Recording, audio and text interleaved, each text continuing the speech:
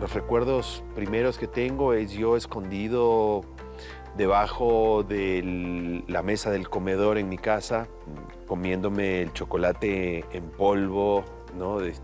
Con la cuchara o huyendo de mi mamá porque no quería comer.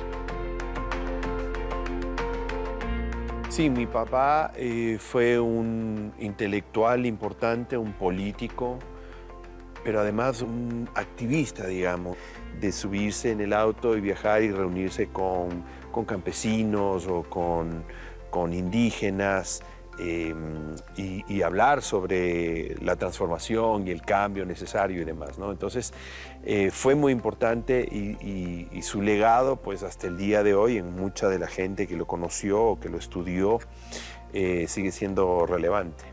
Digamos que su papá y su mamá importantísimos, pero su papá, la relación con su papá era importante y muy fuerte, sobre todo porque, como a él le decían el conejo, el papá de Juan Fernando, su importancia en Ecuador sobrepasaba todo y además era un señor muy inteligente. Y yo creo que Juan Fernando le heredó muchas de esas cosas a su papá.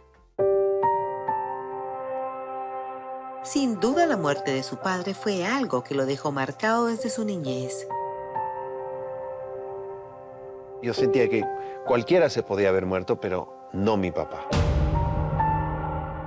Y claro, esa es una noticia que te cambia, yo creo, la estructura de pensamiento, que te da es un trauma muy grande, ¿no? Para un niño de 6 años perder a su padre. Sé que fue un momento difícil y muy triste para él para poderlo pasar. Digamos que es un momento de esos de los que Juan Fernando no habla mucho.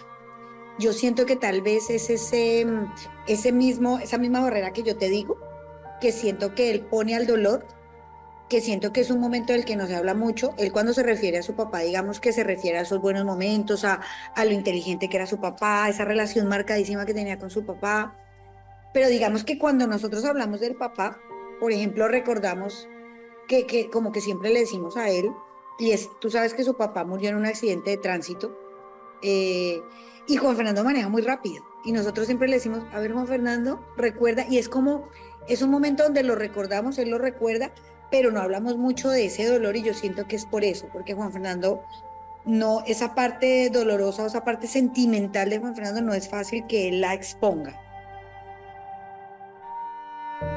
Era muy niño cuando su vida cambió repentinamente.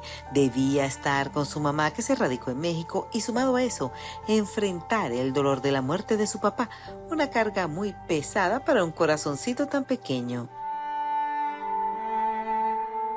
Cuando mi papá falleció y de alguna manera yo sentí que dejó algo inconcluso que yo debía asumir, digamos, como una responsabilidad, como asumir la posta de ello.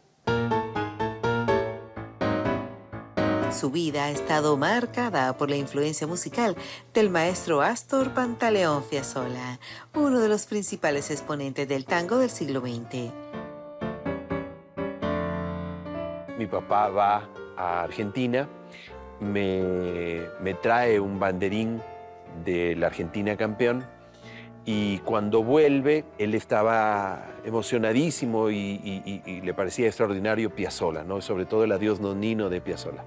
Meses después mi papá fallece, entonces uno trata de atesorar, digamos, esos recuerdos. Y, por ejemplo, soy hincha de la selección argentina a muerte hasta el día de hoy.